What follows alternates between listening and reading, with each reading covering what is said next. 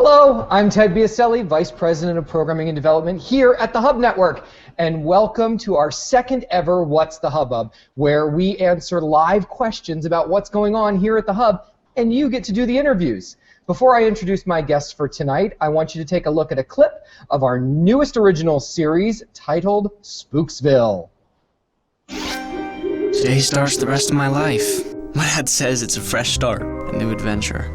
Right. I'm sure you're gonna make a ton of friends in no time. You know, I can see how it's just party, party, party here all night long. Everyone that lives here says it's a quiet town. It's not. There's a logical explanation for everything. Most of the time. Everyone knows, dark or not, 7 o'clock, it's time to go home. You have to be on your toes to survive in Spooksville. Who's there?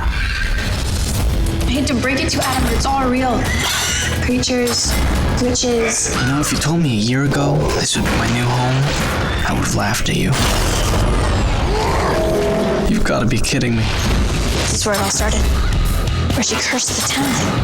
When you remain calm and approach this methodically, forget this! Spooksville, Saturday at 5 p.m. Eastern, 2 Pacific. Only on the Hub Network. Woo! Tonight, here with me are the show's leading man, Keean Johnson, and the head writer, Jim Krieg. Please welcome my two awesome guests. Hey. Hi, guys. Hello. I love this show so much. I'm a little biased. I was actually the development executive on this show, so I am very, very much a fan of both of these guys in this room tonight. So, yay! Thank you. I'm so glad you're here. And it's Ted. Right? It is. Hi, I'm Ted. Nice to meet you.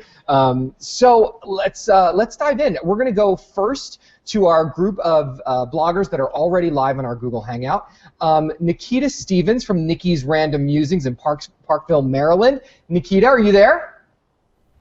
Yeah, I'm here. Hi, guys. Hi. Hi, Nikita. Hi. Hi, Nikita.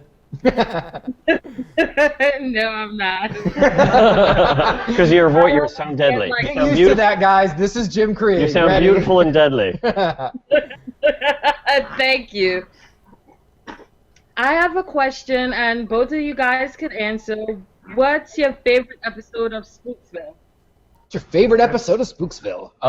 That's like Sophie's Choice. It's like they're all wonderful little children.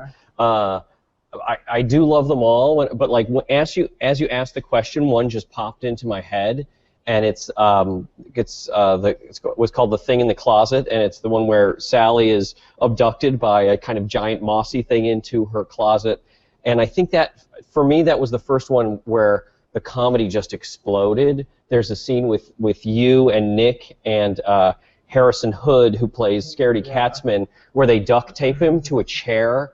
And I think that should live in television history forever. It's just like there was nothing not good in it. It made me so happy. That's a good one. I'd have to say, the ones that have aired so far, I'd have to say my favorite is Phone Fear, the one where we're in the woods and we keep on talking on our cell phones and the fog keeps on coming in. I thought that was so cool just because we were always like in the woods, and there was a lot to do with all the water, and I got to run a lot, which is my favorite to do. And there's a 1981 cell phone. The cell phone was great casting. The train was awesome in that. That just You guys were the train. there was a train. There's and there's a great moment after Sally.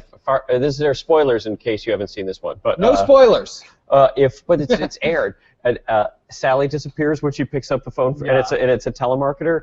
And then he gets sucked into the fog, starts chasing Adam because it's on speakerphone. And he's like, "No, it shouldn't count. It's a speakerphone." Well, there was one part where I wasn't able to jump off the actual train. But what happened was that roll I got to do, and basically I just got to roll on the ground like 6 or 7 times.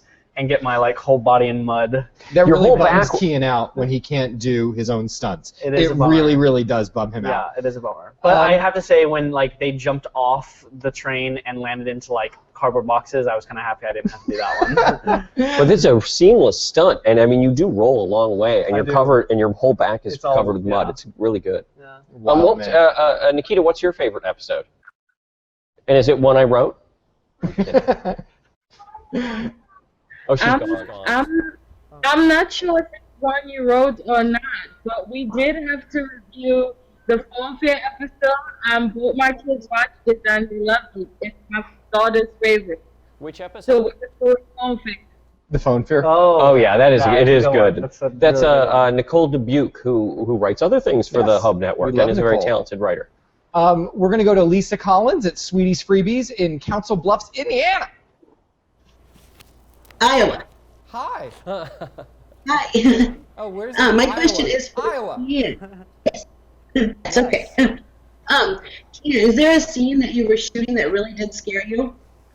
I'd have to say, if you remember the pilot, there was the scene where me and Madeline Templeton, who's played by Kimberly Sustad, where we're in that that black void, and that was like the very first day I met her, and it was kind of cool and exciting. But what happened was I went into shoot with her, and our first scene was her. She said, "Can you just run the lines with me?" And she was so scary and so intense, and that actually caught me off guard. Like I had to grab her, and I felt really uncomfortable. But yeah, that was actually pretty intense and a little intimidating to me. She's really so good. Kimberly's really good. She's really good. Yeah, she is amazing. Kimberly Sustad, who plays Madeline Templeton, we cannot get enough of her. Yeah, I think the dads at home are probably feeling the same way. Like, oh, it's a Madeline episode. Yes, maybe I'll watch with you. It's for the whole family. You know? Tori Michael from the TV Mom in Columbus, Ohio. Hi, Tori. Hi, Ted. You. I'm good. A question for one of these guys? I do. My question's actually for Keean. And Keean, I got to meet you at the Hub Halloween Bash back in October. Oh, really?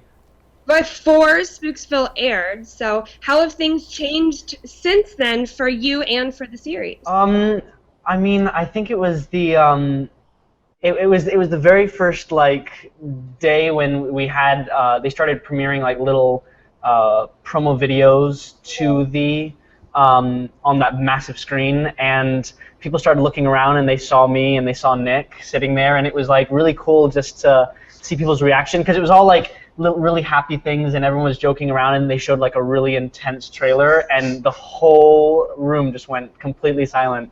And I think that was that was the first time to really see what people were gonna think, and it was great, and they all seemed to really like it. I remember how Keean, I'm name dropping, but Keean and Nick came over to my house and watched episodes with me and my kids, which was a huge thrill for them. And I just remember Nick being like, "I have waited for this my whole life." You know, going to that event and there's a red carpet. It was just huge. That was so great. Or the purple carpet. It was a purple carpet. I apologize. Purple carpet. We love the purple carpet. That was exciting for me too, because you get so attached to something and you're so close to it. And that was the first time I think I really saw anything for the show in front of an audience too. So it was to see how people were receiving it was very exciting. And they really took it. It was very exciting. It was really cool. Sabina Bowman at TV Equals in Lumber City, Georgia. Hello, Sabina. Hi guys. It's so nice to speak with you. Nice to speak with you too. You have a question for one of these guys? I do. My question is actually for both of you.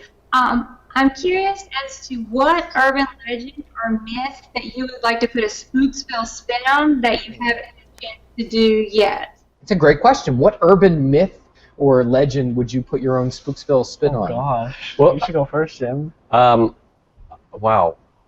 That's a great question. That's a really good question. Well, in the Phone Fear episode where the kids are sitting around the fire, we touched on that, because we all the kids, if it was a longer scene, we would have had each kid do one of those stories, and they're usually urban myth stories, like the lumberjacks being replaced with mental patients, is sort of like the hook in the door kind of a, like the story Bill Murray tells in Meatballs, But I mean, those are all great, but usually they're often too gory. Oh no, I have an urban myth pitch for you for next season, but I can't. It's so good, you're gonna flip out. Keep watching. It's coming. I'm not kidding. Okay, how about you? What urban myth do you love that you would love to see? Gosh, I can't even think of one. I kind of feel like all of our episodes are so wacky that I couldn't even think of adding one. I mean, I think the tonsil episode, just because getting your tonsils taken out is such a thing. I don't know if kids really get their tonsils taken out now, because I haven't yet, and I probably won't now after watching that episode. They don't really move around on their own. And I thought that was also not really this big. crazy. Yeah. We're going now to Susan Simon at Susan's Disney Family, my hometown, Philadelphia, Pennsylvania. Hi, Susan. Hi. How's everybody doing? You. Good. My question is, it's a little bit different than the other questions, but how different is it for you being on stage versus being on set in front of a camera? Question: how different is it being on stage versus being on set? It's such a different, both are very different. Being, in front of 10 people doing a scene, or being in front of 1,000 people doing a scene, it's very different. You definitely have to project a lot more, and it's a completely different way of acting on stage than to film. But I feel like being on film, it's way more intimate, and it's you're with sometimes just like 3 people. And it's a really cool feel, and I was so happy to make that move from stage to film in this way. Not because I feel like a lot of my friends they go to a live audience, which is really cool, but to be able to go on location and to be able to shoot something like this was quite a treat for sure. Is it harder to? I guess one being more intimate. There's 10 people on set, and then there's 100,000 people in your audience, or however big when you're playing the Coliseum. Which one's more challenging? Is it more challenging to be with a smaller group of people, or to be with all of those people?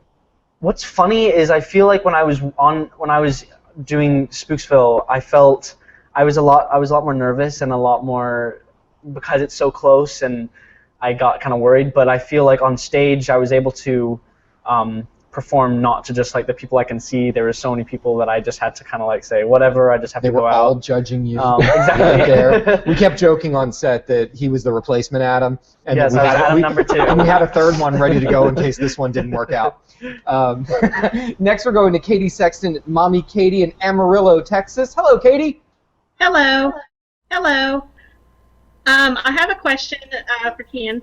I was at the Hub Bash as well, and how has life changed for you since the premiere of Spooksville? Just in the best way possible. It's been great just to, I went into Spooksville being so proud of just the very first script, which was just incredible, and that's really what made me really want to work so hard to get the part. And just seeing everyone's reactions, and to be a part of something really cool, not just the way it looks, but the message it also brings. It's so cool to be a part of a show like this, and to also, the nicest fans and the nicest people talking to me, and it's been really great. We keep beating him so it doesn't go to his head. Have you been recognized? Yeah, have you been recognized? I actually, not very often, but there's been a few times. There was one time where I was walking down the street in Hollywood, and there was a little kid that walked up to me and said that I was Adam from Spooksville, which is kind of cool. Nice. And then there was another time I was in Tennessee for a few days, and someone noticed me on the street, which is kind of cool. Pretty cool. You did Nashville. Is that where you were shooting? Yeah, Nashville, when I shot an episode of Nashville, and it was really cool just to see someone kind of notice your face. That's really cool. Yeah, that's really cool. Get used to it. Yeah, no kidding. We'll have to give you a list of places to go to be seen. Yeah, exactly. Nathan Young at Geek Alabama in Anniston, Alabama. Hello, Nathan. Hello, guys. How y'all doing? Did Christopher Pike? Oh, yeah. I tweet a lot of the shows and everything. Did Christopher Pike ever imagine seeing his books being turned into a TV show? Yeah, that's a good question. Did Christopher Pike ever imagine his books being turned into a TV show? Have you guys had a chat? I've emailed back and forth with him because he's 44 million books or something. It's pretty good. Maybe he'll accomplish something. Yeah, someday. It's not bad. He knows what he's doing.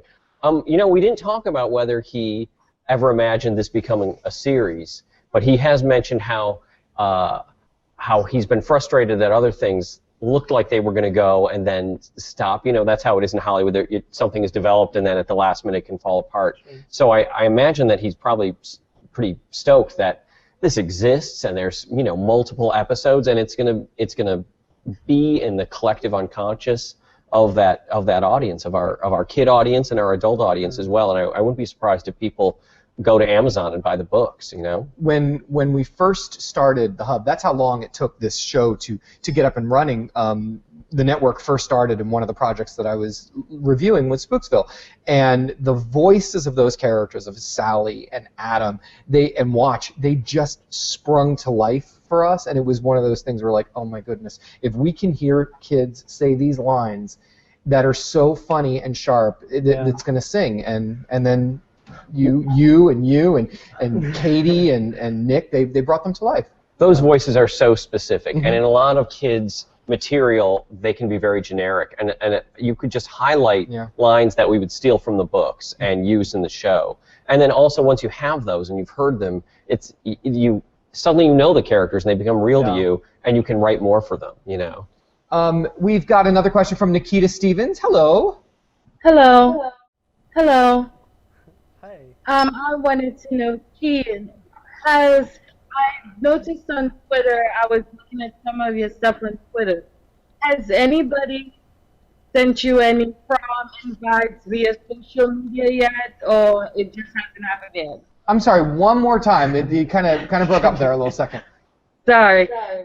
I just wanted to know if anybody had sent him any prom invites via social media yet. Have you, via on Twitter, has anybody, chatted you up on Twitter or social media or Instagram? Oh, yeah. I mean, we've gotten so many different, comments, and which has really, kept me, because, I was a little apprehensive about Keean was not on anything when we first met him. Nothing. I just didn't like it at all, and finally Ted was like, you have to get a Twitter, and I said, welcome to the future.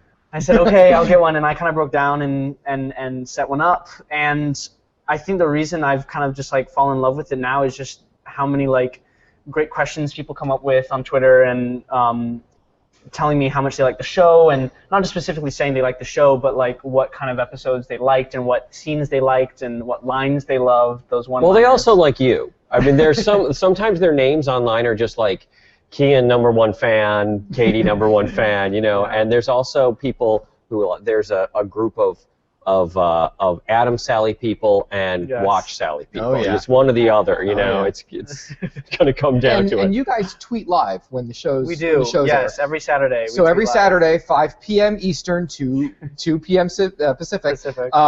These guys are tweeting, so tweet make sure. Because that's what's keeping me on Twitter. I'm going to go back to Lisa Collins. Hello, Lisa.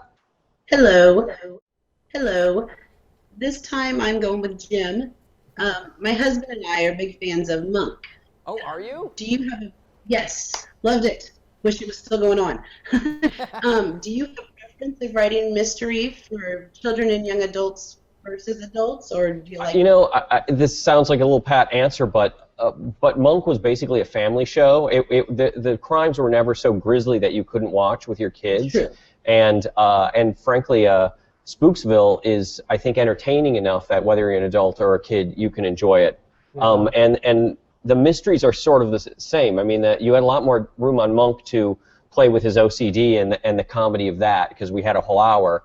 But we just kind of but in some ways it's the same in that there's a portion of the show that's dedicated to comedy and a portion that's dedicated to mystery or, you know, suspense or horror. Yeah. But in some ways it's very similar to me, and that show was a blast, and I had a great time doing it. That's a great answer. We're going to go back to the TV mom, Tori Michael. Hello. Hello. So my questions for both Keean and Jim. Are there any funny backstage kind of stories you can tell us, or Jim, maybe funny stories from the writer's room? Stage stories. Backstage is this man. I'd say backstage, I heard now that this doesn't happen on a lot of sets, but we do this thing, you know, you have these daily sides from your script for the day, and we just started this thing where if you had a script in your hand, you'd get it slapped out of your hand, so that was kind of our running joke. During blocking, I remember actually one of our directors, I was reading the script and trying to be actually serious for once, and I was reading the script and he just comes and slaps it right out of my hand. It's not rude. Not rude at all. So that was our kind of running joke on set. It was fun. When I was there, it felt like you and Nick were punching each other in the arm. Oh, there was a yeah, lot we of did, like, the punching thing and where you, running like, around the set. You do that thing on your knee, and if he Oh, the sees, circle?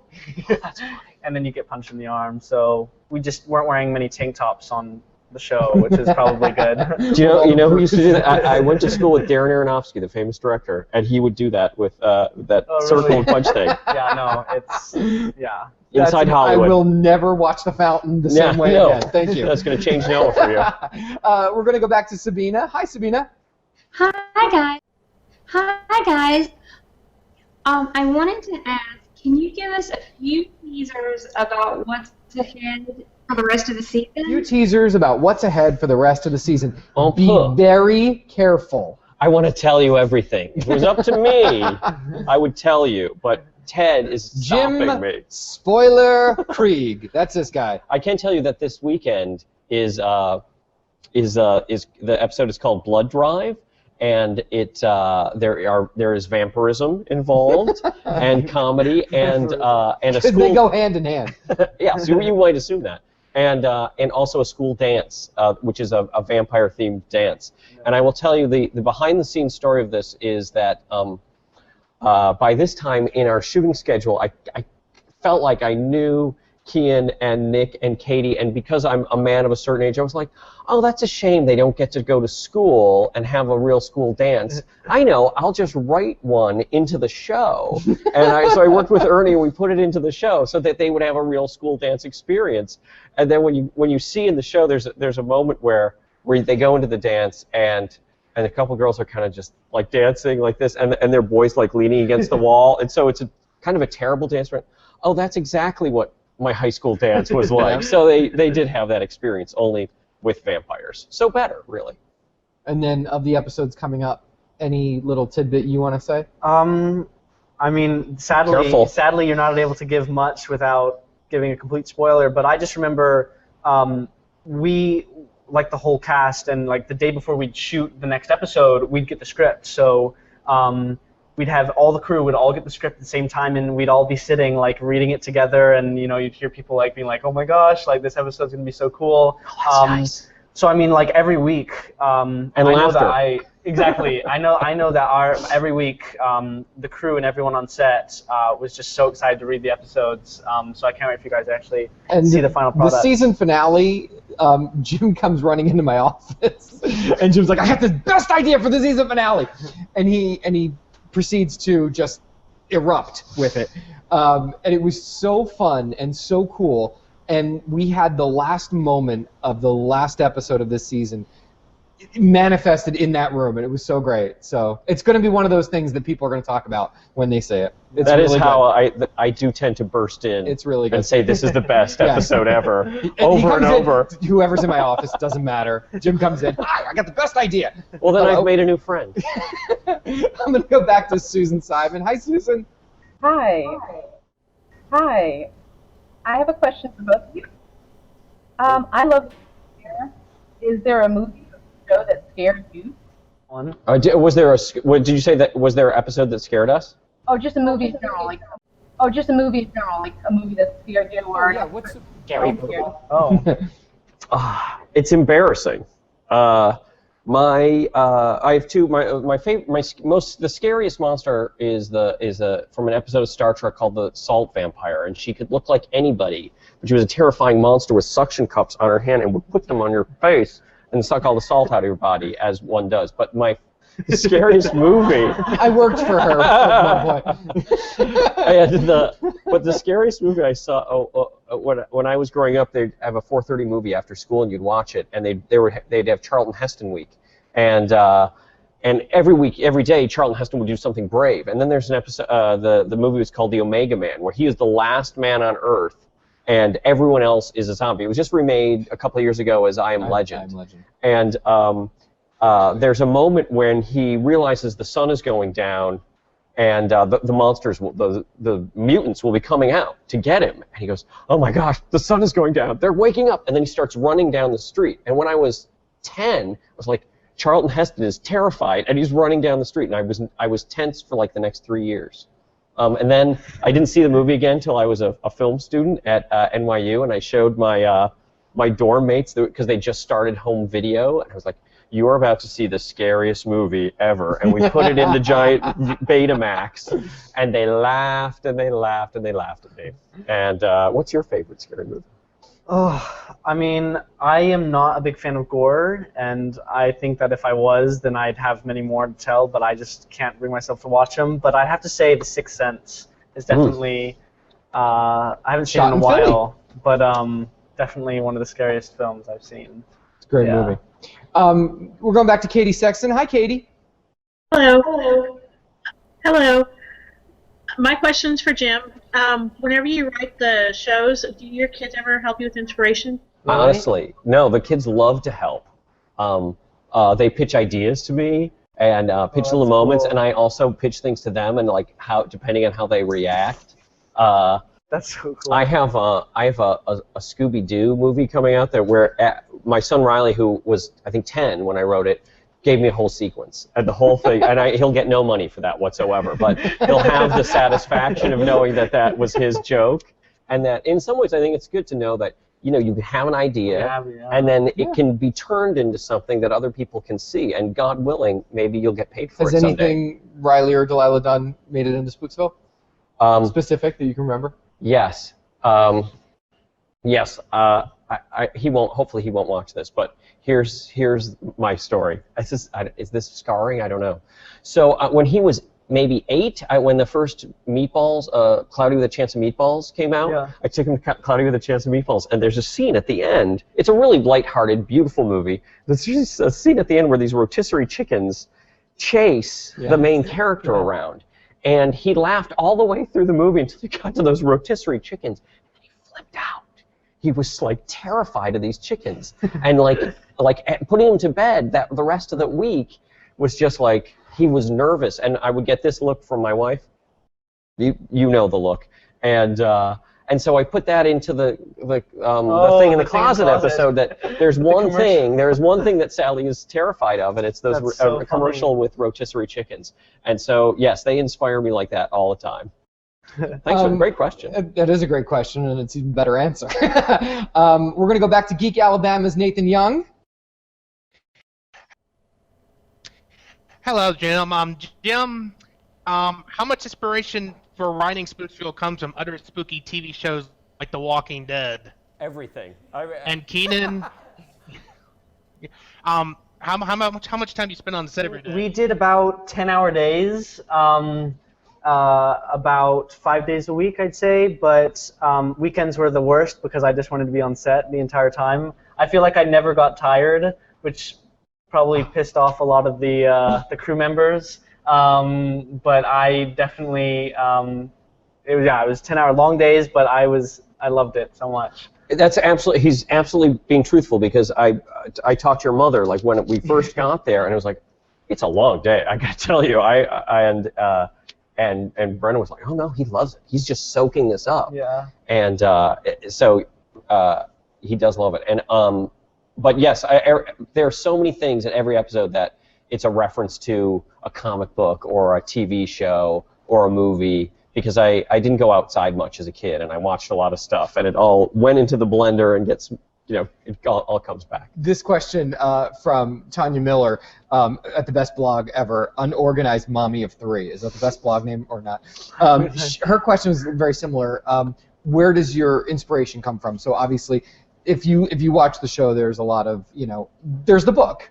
Yes. And then there's everything that went into Jim's blender. So yes. give some other specifics. Well, I will say that each of those books has something great in it, and they would be impossible to shoot. They are so vast and so expensive. Even the thing in the closet, 2/3 of the book, they go into another realm. That would be, we'd have to shoot in New Zealand, and it just wouldn't happen.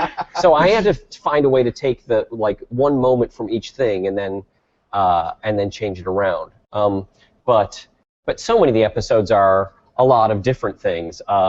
The haunted cave kind of feels like a Star Trek episode, but it also feels like Pinocchio, where they're in the giant whale. But then at the same time, you think that first you find out the cave is a monster, and then that it's alive, and then you find out that it's a victim, you know, and you have sympathy for it by the end, which is such a Star Trek steal, you know.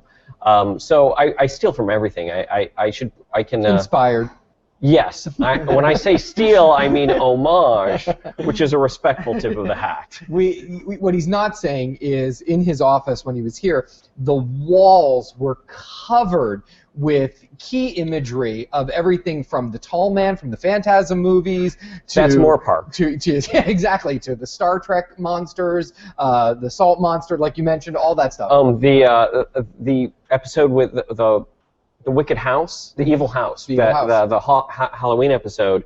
That boy was from the It's a Good Life, the Twilight Zone episode where Bill Mumy is a little boy who can wish anything. And you look at him and go, oh, what a sweet little boy. And then by halfway through the show, you're like, this is terrifying. Oh, that was the paparazzi. They're everywhere. So yes, a lot of stuff is inspired by other media. We're going to go back to Nikita. Nikita, do you have another question? Yes, my question this time is to Jim. How is different working on this than it was working on Clueless? Well, first of all, Clueless was my first live-action job, and it was a blast. Oh, wow. And that cast was really fun. Donald Faison and Stacey Dash and Rachel Blanchard, and they've all gone off and done wonderful things. And and Lisa Donovan, who was so funny. They are all. They weren't old. They were young people, but they were in their 20s playing teenagers. And Nick and Keean and Katie and Morgan, they're all actual teenagers. Yeah. And so when you see them on screen, it really feels very real and not stagey in any way. But the one thing that was terrific about Clueless is it really stretched my comedy chops, and I hope that I brought that to this show, and that there's a lot to laugh at the same time that you're being afraid. And I think observationally, the language, the language of Clueless is its own language. Yes. And this, I feel too, there's a rhythm, there's a certain style to the language of Spooksville. Sure. Yes.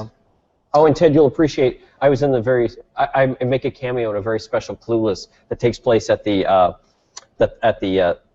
comic book convention with the special guest star Burt Ward, TV's Robin, and I'm kind of lurking behind him. So look for me. We will have to look for that. We're going to go back to Lisa Collins. Lisa, hello. Hello. Hello. Keean, Christopher Pike was actually one of my favorite authors growing up.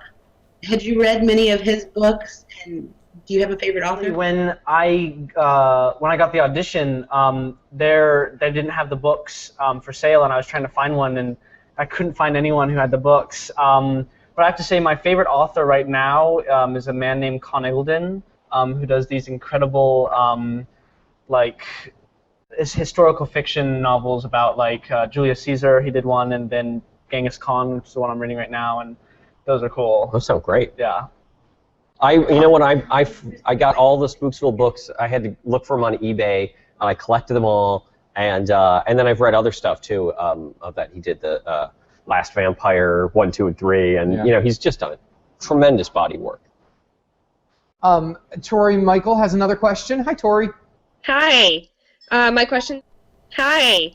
My question's actually for Keean. How are you and your character Adam similar and different from one another? What parts of you are shown in Adam? They're the same height. This is always the hardest question. I'd have to say, differences, not in our personality, but in the situation. Obviously, I live in beautiful California, and I don't have to move to a very small town with ghosts in it. Well, you did for 6 months. True.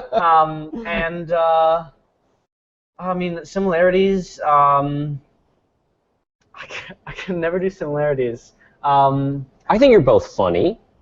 There are moments in there that are seem like Adam / Keean moments. The episode with the giant plant. Where he's sitting with Nick and he's dipping it's an artichoke leaf into a dip, and he goes, "I'm a man eating plant. It was like the most real moment in the entire series. I did that because actually Nick was getting really annoyed because I kept on getting really close to his face, and he hates when I get really close to his face. So that was more of teasing than anything. But it's such a real moment because then they cut to Nick and he's so annoyed. It's like you really seem like totally real people who are real friends. Keean joke. You would totally make that joke. I probably would. There's the joke in the tonsils one that just played felt really Keean too, which I don't even know if it's a laugh out loud joke, but it's when Nick says, "My tonsils got up and walked away," and you said, "Are you sure?" You know? There was actually with that episode. Sorry, it has nothing to do with your question, but there's a part where I have this like massive stick and I'm poking the ceiling with it to get the tonsils out. What wasn't supposed to happen is the ceiling panel wasn't supposed to fall down and break, and that was actually the hospital ceiling, the part of the ceiling, and I completely hit it too hard and it just fell down. But we did keep that shot. There's a similarity too. Keean would have done that. I would have. Yeah, I did do that. I always break something. Sabina has another question. Hello. Hi again, guys. Okay. Hi again, guys. Okay, I have to ask, what is the spookiest thing that has ever happened to you in real life? In real life. So many spooky things. Oh, I'm torn, but I'll pitch my most recent one. A week ago, my lovely white-haired old 83-year-old mother was visiting me from Michigan, and so as a good sign, I took her out to the symphony, and we went to the opera, the Disney. The Disney Opera House. Yeah. And it was right in the middle of Ravel, which is a very loud, booming symphony, when the 5.1 earthquake struck. Yeah. And evidently, the entire building, to make it safer, is built on a skateboard, and the whole thing is just rocking like this, and that was pretty spooky. Whoa. And I held my mom's hand ostensibly to calm her down, but in fact because I was terrified. And how was she? Was she okay? She was fine. She thought it was part of the symphony. She thought it was like, she was like, what's the big deal? Why is everyone trying to My leave? mother called screaming. Did she? Yes. Yeah, I would have to say that these earthquakes that are happening now, I don't know what's happening to LA, but I kind of feel like I need to move because these earthquakes are really scary. No, the valley's good. You're good. Well, no, at 6 a.m. I woke up and my bed was shaking, and I really thought that it was either a dream or the world was actually ending. So it is a little spooky. Maybe we'll do an earthquake. It's very special. Oh gosh. Don't jinx anything. We're going to go back to Susan. Hi, Susan. Hi. My question is for Keean. Hi. My question is for Keean. Yeah. What made you decide to get into acting? Is this something you always wanted to do? I mean, my mom always says that I was a big drama queen when I was younger, but I'd have to say I just started. I love performing. I love dancing, and that started because when I did Billy Elliot in New York, that was my first time acting. I didn't really think that. I loved movies. My mom always showed us really great, meaningful movies when I was really young, and I always thought it was really cool. But I never thought that I could do that. I just didn't think that that was a job that just anyone can just do. And when I started in New York, I just found out how much I loved being a character and finding a different depth of the character. And that's when I started. I was about 10 years old, and I decided I wanted to do that for the rest of my life. So far. And he's good at it. I mean, I don't want to say this because his head will explode, but we did a nationwide casting search for Adam on both coasts as well as Canada and the U.S. And it was very clear that Keean said he did his own audition on his own. I was in England, I still don't know how I got the part because I thought it was the worst self-tape I ever sent. I was in England, and my granddad was talking to me, and he was trying to give me notes about how to do the lines, and I was like, Granddad, you've never acted before in your life. He sounds great. Me do it. And I mean, we were up until 2 in the morning, and I called my mom distressed. I'm like, Mom, I cannot send this. It's 2 in the morning, and I ended up sending it, and somehow Well, the executive producer, Jane Starts, called, and she goes, wait till you see this kid. And it was one of those things where you watch it and you're like, That's our Adam. I did not see that tape, but I was in the casting session when you came in and performed, did a live audition, and we saw a lot of kids, and a lot of them have a lot going for them, you know. But there was and I actually in my head I thought everyone would be younger, but it's hard to go super young, and Keean's pretty tall. But you came in the room, and as soon as you started acting, it was like, oh well, that was it. Yeah, and it was a really awesome television moment. And then it was fun watching them all the chemistry happened between all the different components. That was fun. Katie Sexton's got another question. Hello. Hello. This question's for both of them. What are your relationships with the rest of the cast and crew offset? Oh, I'm pretty mean. I can be a little nasty. I mean, yeah, it was a long process. It was about 4 months. 4 months, right? 4 months in Canada on an island with nowhere to go, and I was really worried just because, you know, especially my mom. I think my mom was more worried than I was because you have those stage moms in LA, and immediately my mom became great friends with them, and I literally just fell in love with both of them. We're still great friends now, and me and Nick would play pool and hang out during the weekends, and it was such a great experience. And the crew too. I mean, it was my very first experience ever being on television and ever experiencing being behind, in front of the camera and acting. So it was really nerve-wracking for me. But they were always like, you know, patted me on the back and helped me out through everything. So yeah, it was such a great experience, and we just all had we were just a big family for sure. You know, that was not my first crew, and you should know that it was really amazing and kind of magical, and I think maybe just Jane picking the right people, but the three leads, their moms were there almost all the time, and those moms were the least stagey, pushy moms. They're the sweetest women in the world. Amazing. And have built 3 of the nicest kids so far. We'll see what happens, but because who knows, but and it was lovely, and the crew was lovely. Everyone gave 110%. They really, everybody did more than they were getting paid for. They could have all stopped and said, you know, but it was one of those experiences where everyone actually liked the show and really believed it. They weren't just there for a paycheck. Well, even the crew too. I mean, it was my first job, so I just thought every little thing about it was incredible. But the crew, they were all like, we had this like one, I can't remember his name, but he was like this like big, like burly, like big beard, and he was part of the lighting crew.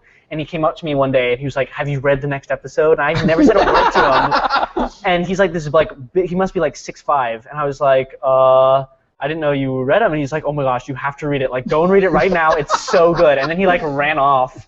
And I was like, "This is so cool." To read the next one. You should know that like a film crew, at least this film crew, imagine a group of pirates, but they're kind of hairy and big, and and like they all live in a caravan somewhere, and like it's a circus. And it is the best of the Canadian North. But they are beautiful people, and they built everything, and they cared. It was fantastic. I just want to give one shout out to the moms real quick, because in the kids entertainment business, you know, there's talented kids all over the place. And when you do the casting, you're not only casting those kids, you're casting the parents, because they will either make your lives wonderful or a nightmare. And these women were so amazing, so supportive. I absolutely adore Keean's mom. I love Katie's mom and Nick's mom. They're wonderful, wonderful people, and they really did make the set an amazing, amazing place. It is so rare to find moms like that who were just so involved and so happy to be there and excited. And lovely. And just really good people. When I went to the set, I wanted to make friends, obviously, with the actors and like bond with them, but I'm the same age as the moms, and so like we were like, you know, like this. It was amazing. We're going to go back to Philly for Susan Simon. Hi, I have a quick question for Keean. When you found out you got the part, what was your reaction? That's a good question. To be honest, it was I think getting the callback one was kind of, I thought I got like the wrong call, or it was just like some joke, because I really like actually thought it wasn't one of those scenes where I was like searching for a compliment, but it was like I really was like that was the worst job I ever did. So I went back in super nervous, and a lot of the kids that were there were very, very talented actors that I auditioned with all the time, and they're you know, it was a great competition. They were all, I mean, so great, and they work great now. And I went into the room, and I thought I did okay. Like, they seemed to laugh, or I thought that they were maybe just like, ha ha ha, like, get them out of here as quick as possible.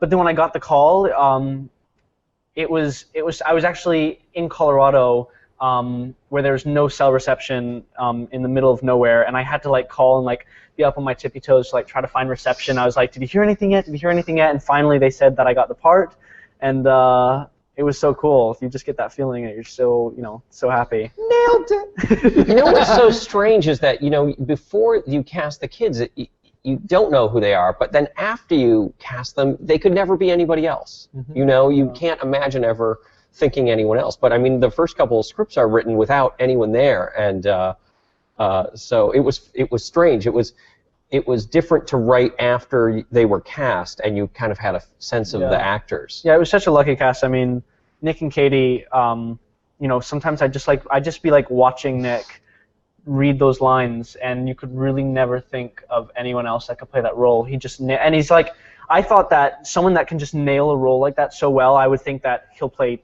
that role for the rest of his life. But I had to help him out with a self-tape when we were in Canada, and he had to play some like sarcastic, like mean jock kid, and he was so good at that too. So I feel like we just you'll all do really great on the cast. Everything. And 30 years from now, when they make the Spooksville movie, the remake, and you'll play a cameo, you'll play the mayor. Yeah. You'll be like Johnny Depp going back into the 21 Jump Street. 21 Jump Street, exactly. We're going to go back to Geek Alabama's Nathan Young. Hey, Nathan. Hello, guys. We know you. Hello, guys. We know you shoot your in Canada, but is there a dream shooting location you would love to shoot your show? Jim actually does have a dream location that he wants to shoot, and it's actually in Canada. What's my dream location? The suspended... Oh, I do. Oh, yes, I do have a dream location. I wish I knew the name of it, but we shoot, I guess the town is Duncan, it's in Cochin Bay, but an hour from there, because I comb the internet, I found a hotel that is... It's these spheres that are suspended from trees. Each hotel room is its own little sphere. And anyway, that's look it up. It's pretty cool. I don't know. It's kind of it's a drive for all those pirates in our crew, but maybe. Awesome. Nikita, do you have another question for our friends? Yes, I have a question to Keean. How has your friend treated you since landing the role in Spooksville? Since landing the role of Spooksville, they hate him. I think that, I mean, like, my brother is probably one of my best friends, and he definitely was very excited. Just he loves the opening night parties. So he's like, will there be a party? I was like, I'm sure there will be, and he's like, perfect. I'm so happy for you. And just everyone. I mean, I have just like a really great group of friends that have, you know, with keeping me grounded, but also really, really proud of me. So they should be. Nice. Tori, do you have another question for us? I do, and my question's for Keean.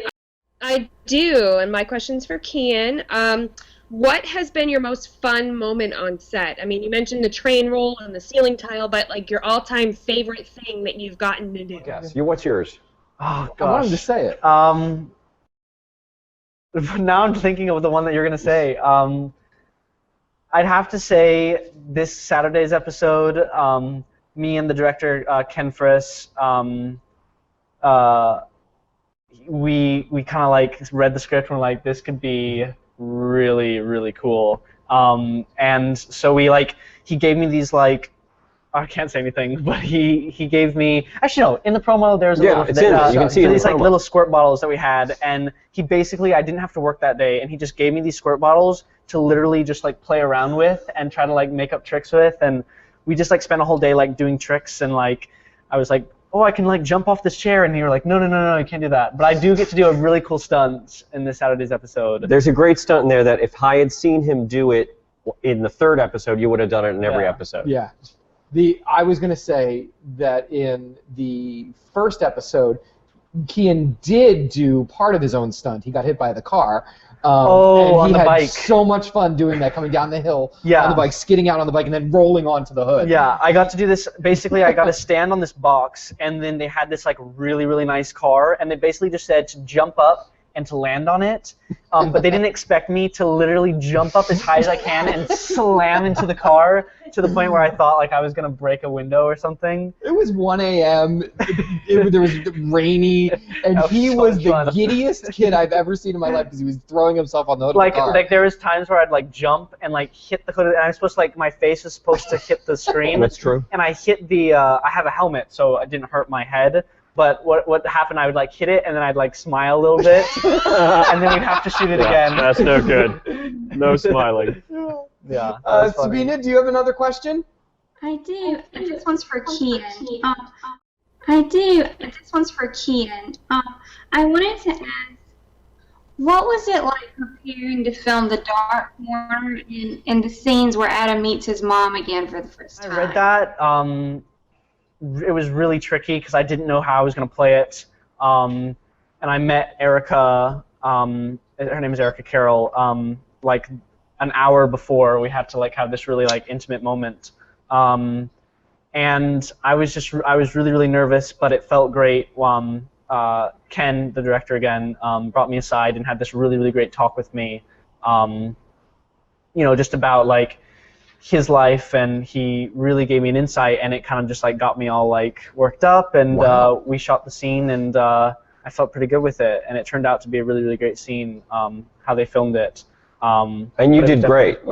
Jane Starks, the executive producer, called me before I saw the dailies and said, he cries, it's great. I mean, it was real. I mean, you feel bad because you're making someone cry in a scene, but in terms of drama, it turned out great. Yeah. And just a little side note, Erica Carroll and Kimberly Sustad both read for the roles of Madeline and Keean's mom, and we'd seen them both, and among other actresses, and it was one of those things that was like, oh man, who gets which role? And I think we made the right choice. I think they're both spectacular. That's a no-lose scenario. Katie, do you have another question for us? I do. After the season, I do. After the season, do you guys think you might do a bloopers reel, see what it's like, on set whenever stuff goes wrong? Amazing idea, because I think we have a lot tagged. I think we do. I think that's like, I don't know how we got anything done. I feel like it was just like all of us like cracking up on set the entire time. I feel like there was one, which I really hope we have, when Harrison Hood, who plays Scaredy Katzman, when his very first day on set, he walks up, and I was like, this is going to be hard to keep a straight face, and I could not keep a straight face. Because he throws all the books, and he's got that line. Yeah, and he's like, hey guys, and I just like lost it.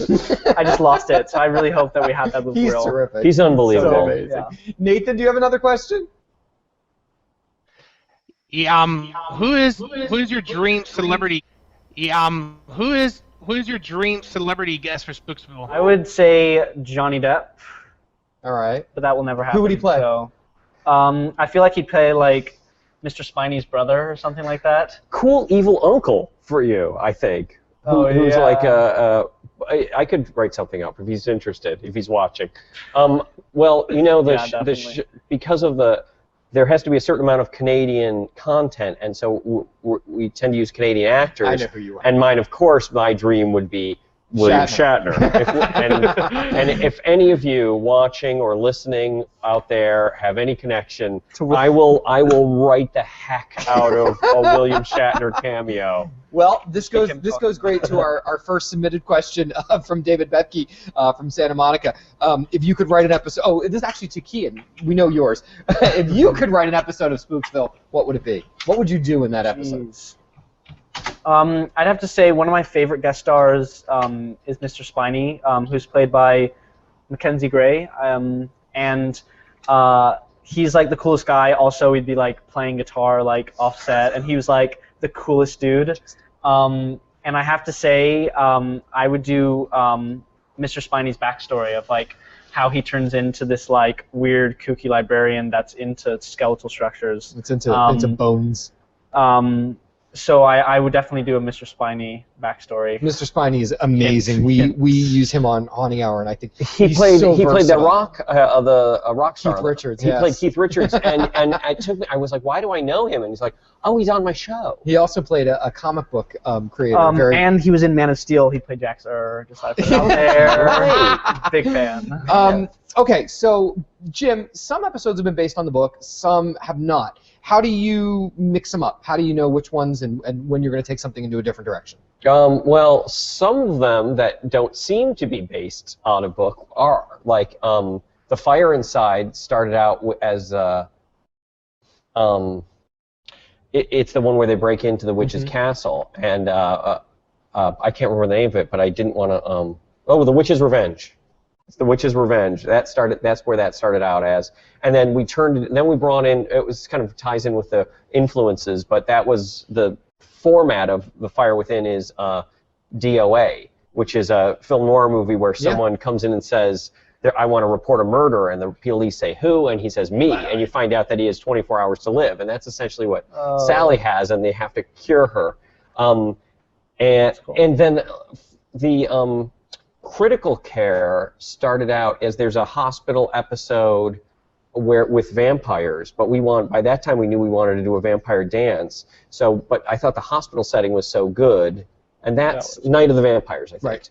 And then we thought, well, what can happen in a hospital? And we literally went, what's relatable? What is all kid? And if you're a kid who's my age, all kids got their. It started out with appendix. All the kids would get their appendix out. And but I feel like that would be gross. And Katie would like be limping the entire time. Yeah, like something about it happened. I'd have to carry her again. And Mitch Mitch Watson did an unbelievable job of that. And I called him and told him, Mitch Watson writes great stuff, and I told him tonsils, and he was like, oh, thank you. That question that I just asked was from Brittany Frederick, and I have another one from her. The horror genre for kids is always very tricky. How do you maintain the scares without it being too graphic? That's a great question.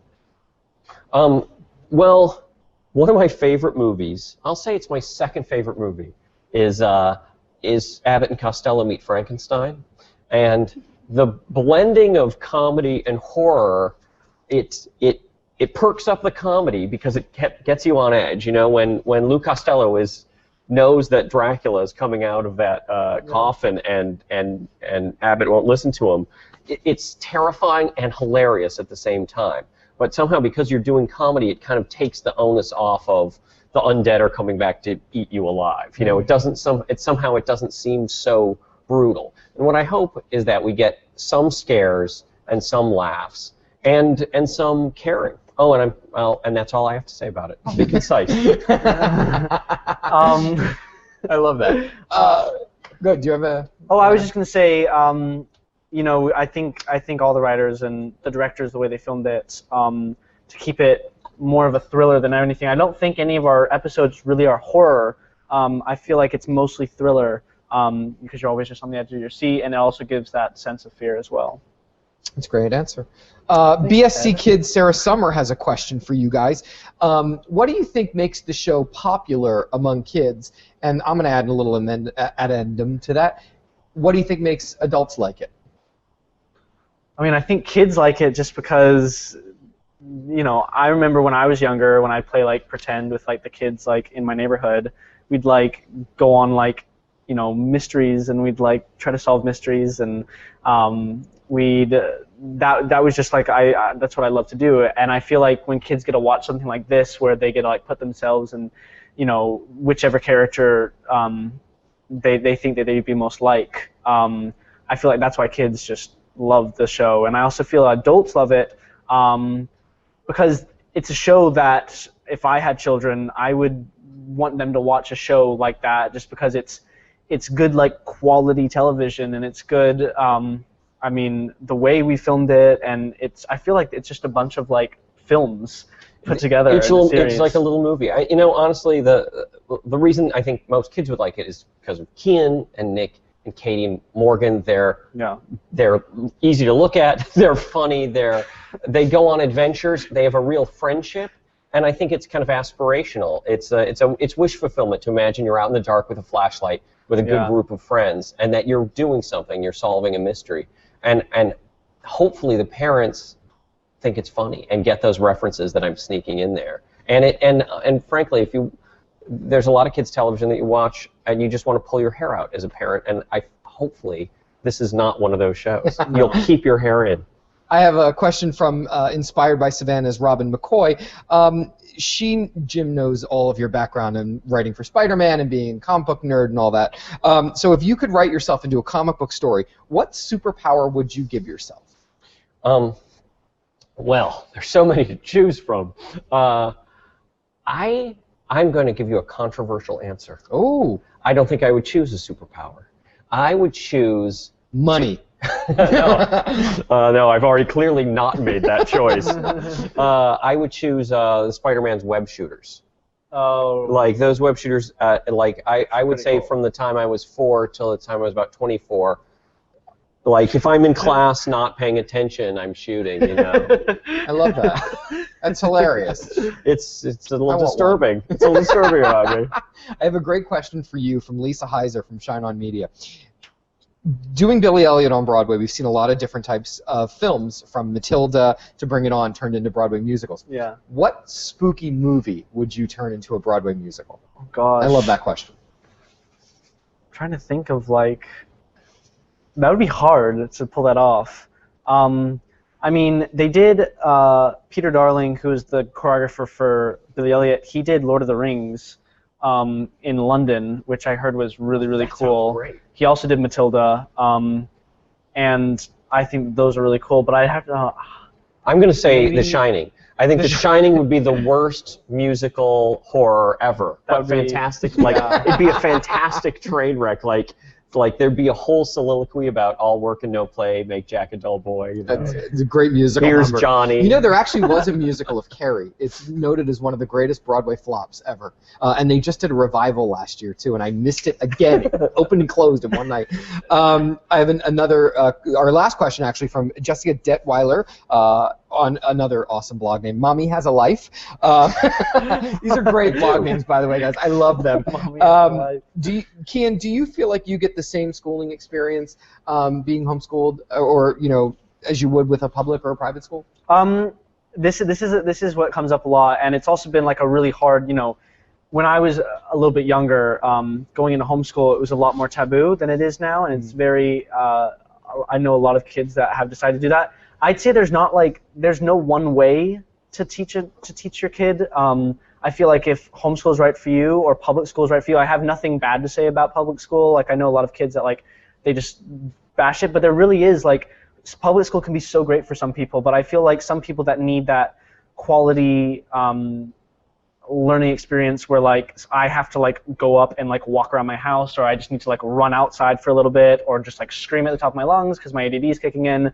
I feel like homeschool really helped me, you know, learn, because I felt like I wasn't really getting learning experience from public school. But I also have a lot of friends that do have a great time in public school and they have that social. But I feel like homeschool is definitely right for me. Katie goes to. Katie goes and Nick go to public school, and they love it, and it really works for them. They could be at a dance right now. I just get. I feel like I would just get kicked out. The message is stay in school, kids. Jim, Keean, thank you guys so much. It's always fun to hang out with you guys. I love you guys so much. Thank you, Ted. If you love Spooksville as much as I do, and really, why wouldn't you? Please tune in every Saturday at 5 p.m. Eastern, 2 p.m. Pacific, only on the Hub Network. Thank you guys so much for joining us, and come back for our next one. Thank you.